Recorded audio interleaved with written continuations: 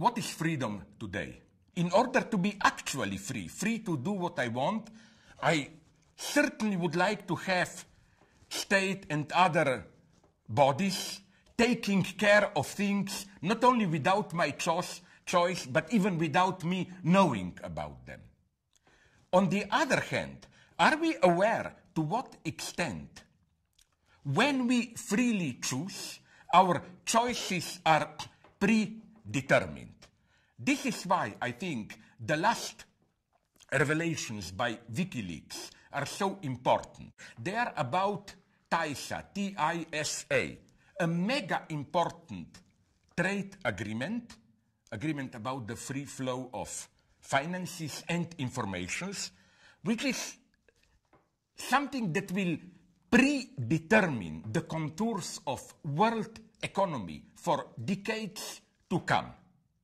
And not only are negotiations secret, but we learned that even the agreement itself, if it will be accepted, will remain secret for 5 years. The most dangerous form of non-freedom is a non-freedom which is not even perceived as such. Then there is another form of freedom which I think has a disastrous impact and we shouldn't underestimate it. I met at some point in Belgrade in the late 90s when Milosevic was still in power, some probably ethnic cleansers, nationalists.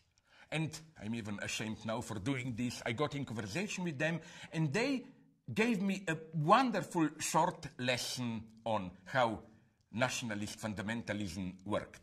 They told me, we experience your Western liberal world as over-regulated. You know, you are all the time bombarded by messages of be politically correct, don't be a racist, be careful what you eat, discipline yourself, and so on and so on. And as they told me openly, I want to eat whatever I want, smoke, I want to steal when I want to beat women, rape them, and so on. And becoming a nationalist, doing some ethnic cleansing, give me this terrifying freedom.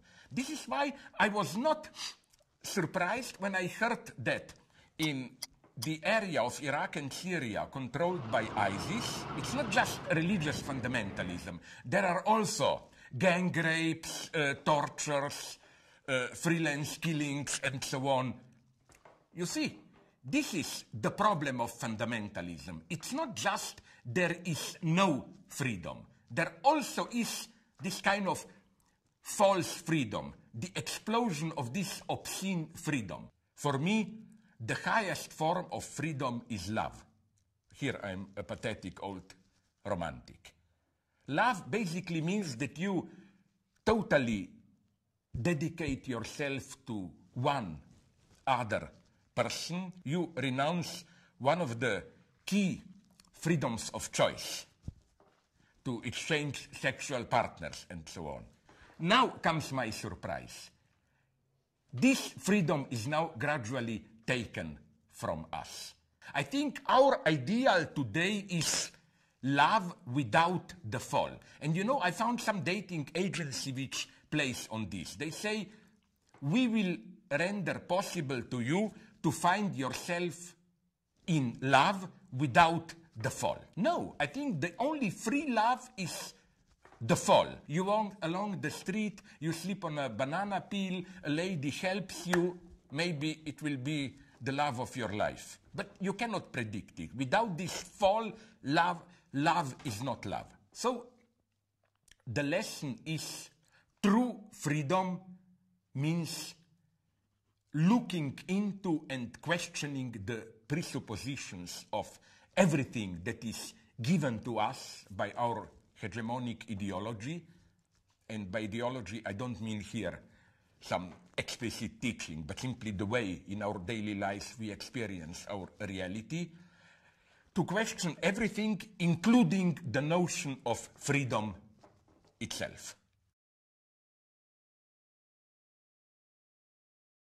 There's a lot wrong with the world at the moment, isn't there? Can we agree on that?